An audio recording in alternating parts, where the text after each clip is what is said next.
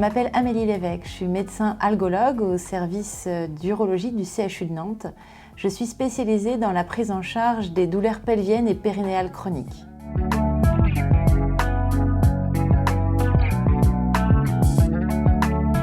Les douleurs pelviennes et ou périnéales chroniques sont des douleurs de la zone pelvienne, du nombril jusqu'aux organes génitaux, voire même l'anus, qui vont perdurer plus de 3 mois.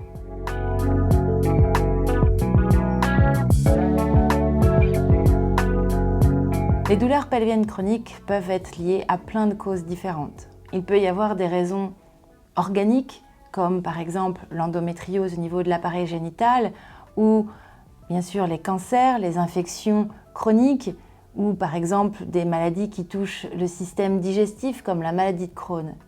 Mais il peut aussi y avoir plein d'autres raisons. Parfois même, on ne retrouve aucune lésion, qu'elle soit organique, rhumatologique ou neurologique, mais on identifie une dysfonction du système de perception à la douleur qu'on appelle l'hypersensibilisation. Dans ce cas-là, les douleurs ressenties par le ou la patiente semblent disproportionnées par rapport à ce que l'on observe comme anomalie sur les examens complémentaires.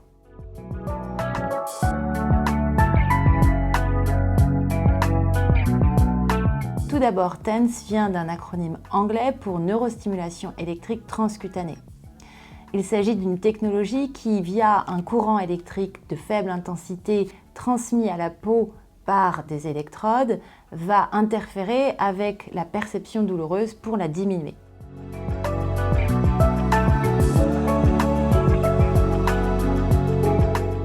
Le plus souvent, il s'agit d'un boîtier électrique relié à des fils, eux-mêmes reliés à des électrodes qui collent sur la peau et qui génèrent ce courant électrique.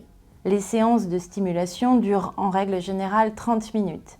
Il y a un effet durant la séance et il y a un effet qui peut perdurer plusieurs heures après l'utilisation du TENS.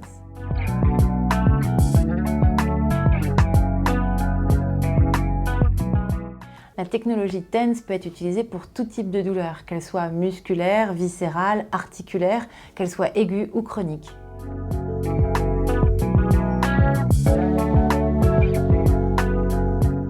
Ce qu'il faut savoir, c'est qu'il existe plusieurs types de fibres dans un nerf. Il existe des fibres qui conduisent le toucher et des fibres qui conduisent la douleur. Les fibres qui conduisent le toucher sont des fibres myélinisées, c'est-à-dire qu'elles sont engainées, ce qui permet une transmission rapide du message, environ 100 mètres par seconde. Tandis que les fibres de la douleur n'ont pas de myéline, elles ne sont donc pas rapides et elles transmettent un message de l'ordre de 1 mètre par seconde. Ces deux types de fibres vont converger sur le même endroit de la moelle. Il en résulte que quand on stimule le toucher d'une zone douloureuse, le message du toucher arrivant en premier à la moelle, il vient bloquer le passage de la douleur. La technologie TENS utilise donc ce principe que l'on appelle le gate control ou l'effet porte pour diminuer, voire empêcher la transmission de la douleur. Par ailleurs, on sait que la stimulation électrique transcutanée permet de favoriser la sécrétion d'endorphines par l'organisme.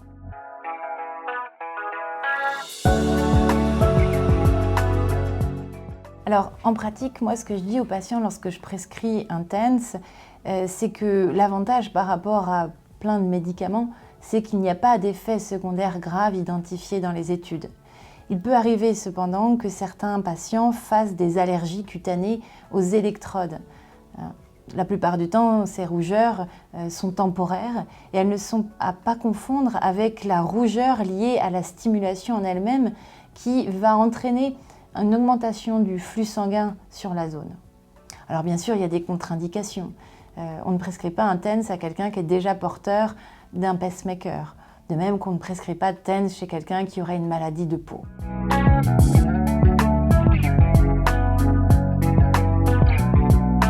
Alors oui, il y a une revue de la littérature datant de 2020 qui confirme bien l'efficacité du TENS dans les douleurs de règles. Alors c'est une efficacité qui est prouvée pour une utilisation à haute fréquence du TENS, c'est-à-dire au moins au-dessus de 50 Hz, mais en pratique c'est 90 voire 100 Hz. Et cette efficacité, elle a été prouvée contre placebo, mais elle a aussi été mise en évidence sur l'épargne des médicaments antalgiques, notamment des anti-inflammatoires.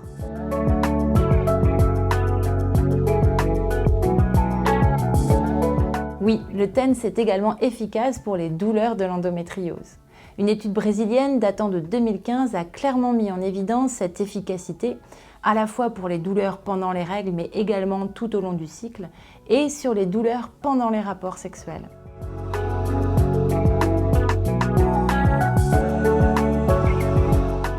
Oui, je propose la technologie TENS à quasiment tous mes patients douloureux.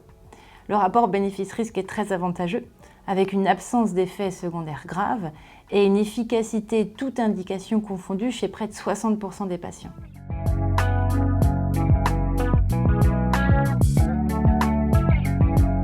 Lorsque je prescris un TENS dans mon service, je propose aux patients un court entretien avec une infirmière pour apprendre à utiliser le dispositif. Ensuite, les patientes rentrent à domicile et on lui conseille d'utiliser au moins 2 fois par jour l'appareil pour bien en évaluer l'efficacité.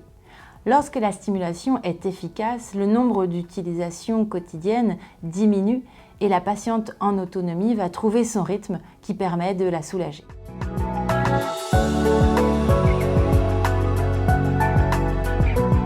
Globalement, le retour est très bon. Déjà, il y a 60% des patients, toute indication confondue, qui ont une efficacité de ce traitement. Ensuite, la plupart du temps, les patients sont contents de ne pas avoir à prendre un médicament.